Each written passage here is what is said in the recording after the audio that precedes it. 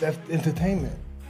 You know, when you're a great fighter, a great entertainer in general, you want the person to say, when do I see that person again? When's he gonna play again? When's he gonna fight again? You know, you gotta be able, if you can't put in the seats, you're gonna get fired. You know. 40 fight, and I have Crawford winning this fight. Crawford's gonna win this fight doing something that nobody's done to Canelo. Okay. That's all I'm gonna say. And it didn't take me going to camp to know this. Okay. Weight gain. So Israel Majamov says that if Terrence Crawford bulks up, that's going to be the biggest mistake he can possibly make, and that's going to hinder him from being victorious against Saul Canelo Alvarez. Mike Tyson spoke out after spending time with Terrence Crawford, stressing how critical it is to stay calm before stepping into the ring with Canelo Alvarez. Tyson explained that moments like this bring a huge amount of pressure, and the mental side of the fight comes first. In his eyes, if Crawford can manage his emotions and not let the spotlight get to him, he'll fight with clarity and make the job of winning look far less. You know, fighters, pressure, right? Pressure's not being hit. You know, everybody thinks pressure's like getting on stage. No, pressure's the thought of being hit. And that's how they fall. The thought is going, I'm not hitting that hard, but they think I am. Right. So It's all psychological. Are you, when you're walking to the ring, are you noticing anything, or are you so locked in? I see everything moving. Every person, every girl. I see everything. Dude, your walk-ins would last longer than the fights sometimes. Do anyone have a napkin on my towels? Because I'm sweating like a pit with one hole up here. You sweat. We will get you one. You sweat. Thank you. Yeah. You're sweating like Charles Barkley at a spelling bee. Yeah, I'm gonna be sweating pretty hard there too. Exactly. So, Mike, we all know you hit hard. Who was the first person that when they hit you, you was like, oh, okay, this guy hits pretty hard? Amir Khan, who once faced Canelo himself, weighed in on what a matchup between Canelo and Terrence Crawford could mean. Khan praised Canelo for his experience and world-class skill, but also highlighted Crawford's knockout power. With Crawford moving up in weight and carrying it well, Khan feels he looks stronger than ever. He insisted this won't be a one-sided contest, since both men are highly skilled. For Khan, this fight is more than just a big spectacle. It's a clash of two elite fighters where a single moment could change everything. While he recognizes Canelo's dominance in higher divisions, he warns that Crawford's ability to adapt makes the result very hard to call. He did that to Canelo after, so to your point, can Crawford do the same? Coming up from 54 and 47, can he, or will that, throw off the catch and shoot? I was gonna catch and shoot, We're not catching and shoot. Make me think. We're not catching and shoot. We're catching it, resetting, and getting out of this range for a minute or two. My fight with Arrow, I came back to the corner, and I had a look on my face, I guess. And my dad said, "What's wrong?" I said, "Nothing." Like, classic Sean, nothing. He said, "Sean, tell me what's wrong." I said, my legs are kind of tight. He said, "Your legs kind of tight." He looked back, looked behind him. He would always do this and look back at the other corner. I don't know why. He looked back at them. It's a habit problem. He said, "All right, we're not gonna use our legs so much this round."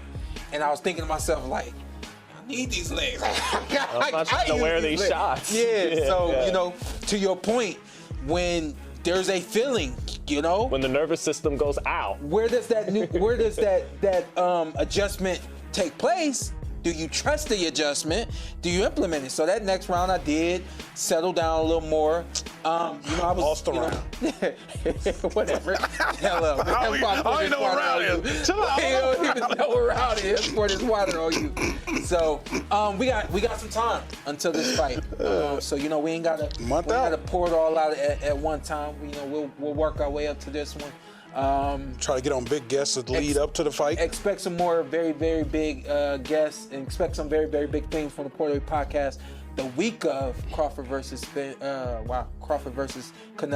versus Crawford. Takes place here. What is that? September 6th? 13th. I was just gonna say, I've been critical of the fight because I felt like it serves as a foreground to the Ali Act stuff. And some analysts have raised concerns about Crawford's age and his readiness at heavier weights. By the time this bout takes place, he could be 38, and age plays a big role in boxing. although Crawford fought at 154 pounds against Israel Madrimov. Many doubt if he's fully prepared for someone like Canelo, who has long been established in the bigger divisions. Age impacts reaction time, speed, and recovery, qualities that are vital against a relentless fighter. While experts agree Crawford's technique is still sharp, they question whether his body can deliver the same energy it once did. For them, this may be the most demanding fight of being successful. September 13th, Las Vegas, Nevada, Allegiant Stadium, when he takes on another first ballot Hall of Famer, 4-division world champion, 2-time undisputed world champion, and reigning undisputed super middleweight world champion, Mexican superstar boxer Saul Canelo Alvarez, who is 63 wins, 2 losses, 2 draws, 39 wins by way of knockout. Terence Crawford had one fight at 154. That was against Israel Madrimov, the WBA junior middleweight world champion, right? And since then, Terence Crawford has moved up now to 168 to challenge Canelo Alvarez, okay? And so prior to that, he spent 5 years at what? Welterweight. So the concern that people have for Terence Crawford, rightfully so, is that Terence Crawford will be 38 years of age 2 weeks after the fight. So he's 37, okay? Terence Crawford has one fight at 154. Prior to that, Terence Crawford has been competing, okay, since 2018 for the last 7 years at 147. Since June of 2018, he's been fighting at 147. His only fight outside of that division in the last 5 to 6 years was his fight against Israel Madrimov at 154, which he won, unanimous decision. I thought he handily won, but people thought that he struggled. Israel Madrimov is now 10 wins, 2 losses, 1 draw, 7 wins by way of knockout because he lost his last fight to Mexican superstar, WBC junior middleweight interim champion Virgil Ortiz Jr.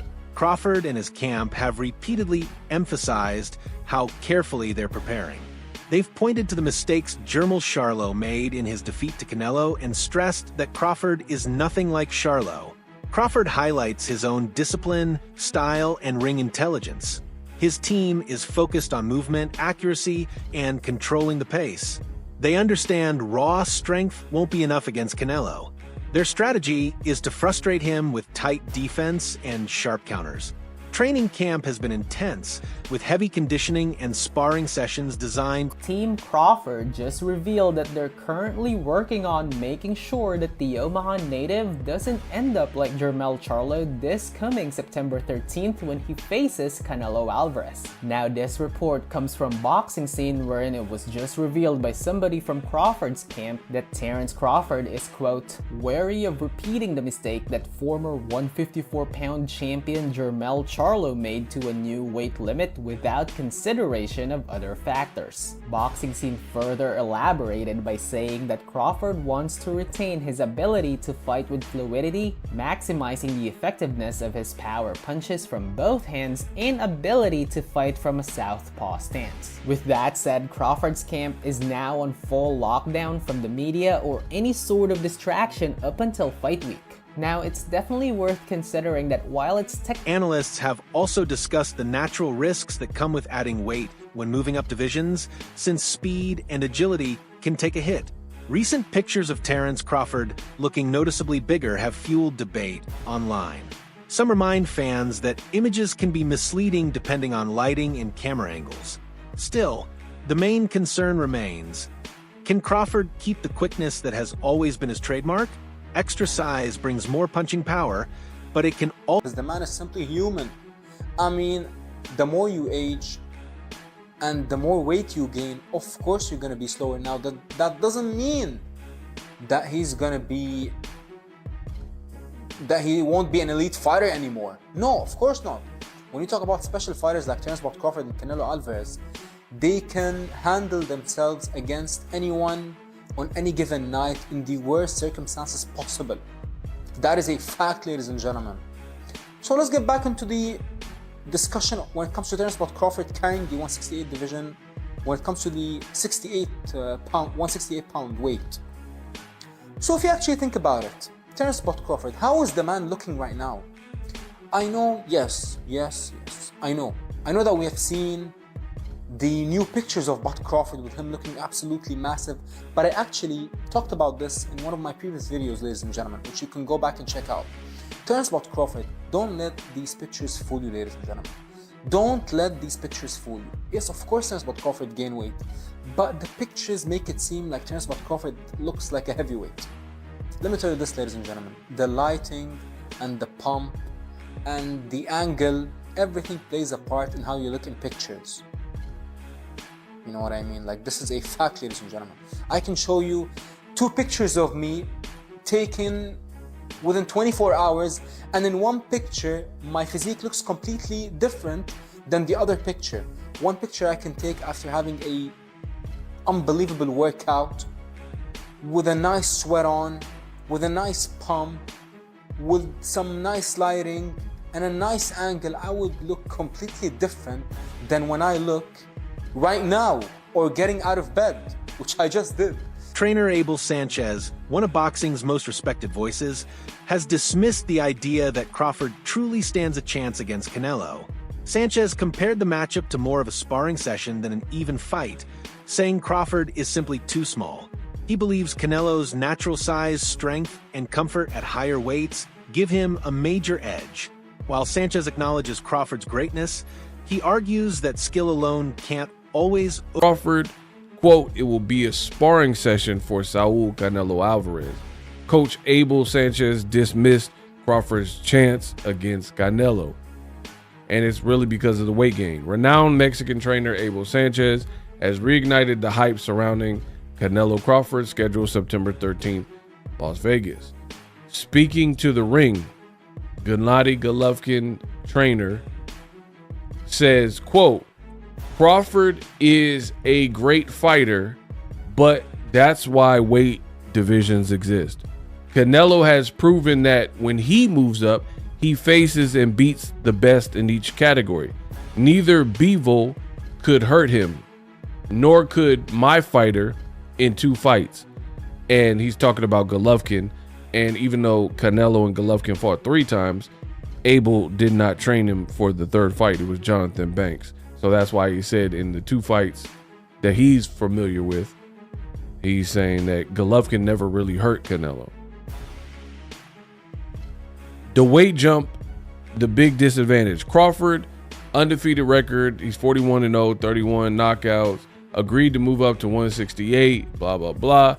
And he says, quote, "If Crawford had taken 3 or 4 years to gain strength and mass properly, he would have a better chance. But doing it in just over a year is too risky. He'll be slower and Canelo will dictate the pace." Now, this is a recent picture of Crawford, who definitely looks in shape. And, you know, that's what we come to expect from a guy like Crawford. Chris Algieri, on the other hand, has questioned the hype surrounding the fight. While many fans and promoters label it one of the biggest matchups ever, Algieri doesn't see it that way.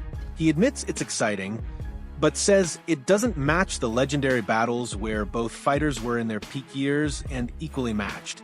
He warns that people might be overhyping the event, since Crawford is stepping into a... I love it, because I have a lot of casuals who go to me and like, "Man, I can't wait for this fight. This is the best matchup that can be made." And I'm like, no, it's not. Certainly not. Definitely not. Definitely not the best fight that can be made right now. I can think of a dozen fights that I would rather see. And a lot of them include Inoue against a bunch of different guys that I would rather see over this fight.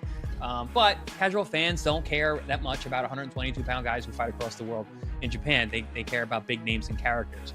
But at the end of the day, when you look at this on paper, Crawford's 38, Canelo's 35. Neither looked very impressive in their last fight. They're still 3 weight classes apart. That has not changed, because, you know, and Crawford hasn't fought in a year plus. And yeah, I mean, there's a lot of poo-pooing of this on paper. So I'm glad somebody says it. So thank you. This guy, he didn't say his name. Yeah, I like this guy. He came out there and just said his piece and left. That's the type of guy that definitely calls in the WFAN here in New York. It's like, "We need Boone fired. The Yankees suck. I don't look forward to anything." But, what's up with that bullpen? Yeah, all right, I'm out of here. I'm out. I'll hang up and listen. But yes, like you said, there are a bunch of fights you'd rather see. There are a bunch of fights I'd rather see both these guys in rather than the one we're getting. Like I'd rather see. That's a great way to put it too. Yeah, Boots versus Crawford. I'd rather see Canelo versus Benavidez, Canelo versus Bivol, Canelo versus anyone at 168 of these top 5 there. What about Virgil and Crawford? I like that fight. That got mentioned at one point. Absolutely. I mean, Great but fight. this is how boxing works. We'll all be excited on September 13th because it is a big event. We've talked about this numerous times on the show. We need big events, at least 1 or 2 of them a year to stay relevant as a sport. It's on Netflix. We're all going to be excited that week heading into it. Maybe even that guy. Hey, Dan and Chris. Love the show. This is Nero calling from Hollywood. I was wondering, with so many people taking Bud Crawford to win, I think at one point it felt like a hot take, and now it's becoming sort of a standard take. I hope this isn't too much of an abstract question, but can you think of another time where someone chose what seemed to be a hot take and then become the regular take? And what was the result of that fight? Personally, I think it's a bridge too far for Bud Crawford, and I think people are underestimating Canelo, but who knows? Boxing analyst Showbiz The Adult has focused on the difference in the quality of opponents both men have faced. He argues that Crawford's previous opponents don't compare to the competition Canelo has taken on. Canelo has fought champions across multiple divisions, while Crawford, although undefeated, hasn't faced as many proven threats. Critics sometimes accuse Canelo of avoiding tough fights, but his supporters point out that nearly all of his opponents have been champions or top contenders. Comparing careers, Canelo has clearly taken the tougher road, facing elite fighters at higher weights, while Crawford's unbeaten record doesn't carry the same level of names. Name the fighters Crawford fought who would beat Triple G. That Spence that Crawford fought, that Kell Brook that Crawford fought, that Sean Porter that Crawford fought, would any of them beat Callum Smith at 168? I'm not sure how many fighters Crawford fought would beat the Miguel Cotto that Canelo fought. This is what I'm trying to say. When it comes to skill, experience has a lot to do with it. Case in point, you get an Austin Trout, you get a Caleb Plant, you get a Lara, you get a Floyd Mayweather, you get a Bivol. Just those 5, when it comes to experience, gives him the right experience that when he fights Crawford, he's not like, I don't know what this is like. There's not one fighter Crawford fought that would give him the experience against Canelo. Recent training footage shows just how locked in Crawford is as the fight approaches.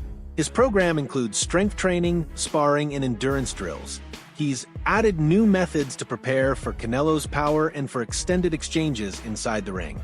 His camp is focused not only on physical conditioning, but also on mental discipline. The key question is whether Crawford can handle Canelo's constant pressure. Crawford's defense and movement are excellent, but Canelo has built his career on patiently waiting for the perfect moment. Against Errol Spence, Crawford looked dominant, but Spence didn't bring the same size, power, or patience that Canelo.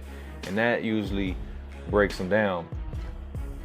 So with some fighters, I see is that they think that Canelo is easy work because of the fact that he's flat-footed and he just kind of like, he does basic, I would say. He has basic skills, but he's really good at those basic fundamental skills. He does everything almost like perfect. But yeah, he's flat-footed, but you got to realize that he also has hell of a head movement and body movement. He understands and he's perfected that rolling with the punch thing. He's been rolling with punches like just to take off the steam off the punches. Former champion Kell Brook has given his take, saying he favors Canelo in this fight. Brook respects Crawford's impressive victory over Errol Spence, but insists that Spence is not Canelo. He believes Canelo offers a unique mix of power, experience, and ring intelligence that Crawford has never faced before. At higher weights, Canelo has consistently proven himself against bigger, stronger opponents. Brook admits Crawford's technical skill is excellent, but says it won't fully prepare him for Canelo's tactical control and intelligence inside the ring. He considers this the hardest fight of Crawford's career, as he has never encountered a rival with such advantages in size, strength, and... You've got to sway towards Canelo. Crawford's going to have to, move up, and, I knew when I boxed Golovkin, there's a big difference, especially with someone that, fighting a middleweight, a mediocre world champion's okay. But when you're fighting someone like, Canelo or Golovkin, it's a different kettle of fish, I have to lean towards Canelo, but, Crawford's very, very, very good. Do you think Crawford's still got the legs? Obviously, he's very much got great IQ in the ring, but he's very much a good mover as well. Do you feel like he's still got the legs to be maybe outmoving Canelo if he needs to? Well, I don't know. I think when we look back at Mayweather when he beat Canelo, he's a mover. Crawford's not really like Mayweather in that aspect. It's like he's more, he kind of sets his feet. It's just he's cute with how he approaches chucking shots and moving. You know what I mean? I think it's a different fight to Mayweather, and Canelo's obviously a different fighter from when he boxed Mayweather.